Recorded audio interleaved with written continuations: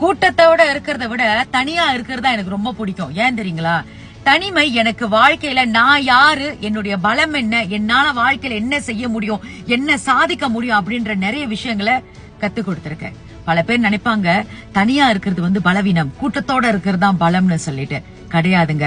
உங்களுடைய தனிமை உங்களுக்கு யாரு நீங்க அப்படின்றத முழுசா சொல்லி கொடுக்கும். அந்த நேரத்தை தான் உங்களுடைய பலம் என்ன, பலவீனம் என்ன, உங்களால என்ன செய்ய முடியும், செய்ய முடியாதுன்றது எல்லாமே உங்களுக்கு தெரிய வரும். பல பேர் கூட்டத்தோட இருந்து வாழ்க்கையில என்னங்க கிடைச்சிச்சு? ஒண்ணுமே இல்ல. ஏமாற்றம், பொய், வாழ்க்கையில பின்தங்கிறது, வாழ்க்கையில ஜெயிக்க முடியாம போறது. அதனால முடிஞ்ச அளவுக்கு தனிமையில் இருந்து பாருங்கள்.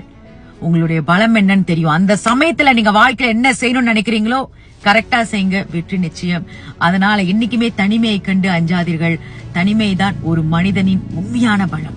தனிமையில நீங்க யாருன்றதை உங்களால உணர முடியும். அதனால தனியா இருக்க பழகிக் கொள்ளுங்கள்.